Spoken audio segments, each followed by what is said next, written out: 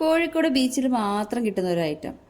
ഇത് കോഴിക്കോട് ബീച്ചിൻ്റെ സൗന്ദര്യം, ആ കട്ടൻ ചായയും ഈ ഒരു ഐറ്റവും എല്ലാം കൂടെ ചേർത്ത് കഴിക്കുമ്പോൾ ഒരു പ്രത്യേക വൈബാണ്. പക്ഷെ അതൊന്നും നമുക്ക് വീട്ടിൽ കൊണ്ടുവരാൻ പറ്റില്ല. പക്ഷെ ഒരു വിഭവം നമുക്ക് തയ്യാറാക്കിയെടുക്കാം. അങ്ങനെ ഞാൻ ഉണ്ടാക്കിയെടുത്തതാണ് ഇത്. ഒരു പാൻ ചൂടാക്കി അതിൽ കുറച്ച് എണ്ണ ഒഴിച്ച് ഇഞ്ചി, വെളുത്തുള്ളി, സവാള അരിഞ്ഞത്, തക്കാളി, കറിവേപ്പില നല്ലതുപോലെ വഴറ്റിയെടുക്കുക. വഴറ്റിയതിലേക്ക് ഉപ്പ്, മുളക് പൊടി, മഞ്ഞൾപ്പൊടി, മല്ലിപ്പൊടി, ഗരം മസാല എന്നിവ ചേർത്തൊന്ന് വഴറ്റുക. ഇനി ഉപ്പിട്ട് വേവിച്ച ഗ്രീൻ പീസ് ഉടയാതെ പ്രത്യേകം ശ്രദ്ധിക്കണം. ഉടയാതെ ഉപ്പിട്ട് വേവിച്ച ഗ്രീൻ പീസ് ഇട്ട് നല്ലതുപോലെ വഴറ്റിയെടുക്കാം.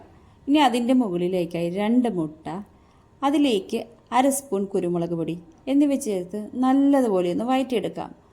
ഇത് എല്ലായിടത്തും പിടിക്കുന്ന പോലെ നല്ലതുപോലെ വഴറ്റിയെടുക്കാം. അടിപൊളി ടേസ്റ്റാണ്. കോഴിക്കോട് ബീച്ചിൽ നിന്ന് കഴിച്ച അതേ ടേസ്റ്റാണ്. പിന്നെ അവിടുത്തെ വൈബ് നമുക്ക് കിട്ടിയെന്ന് വരില്ല. ആ ഒരു ബീച്ചിൻ്റെ സൗന്ദര്യം പറഞ്ഞറിയിക്കണ്ടല്ലോ.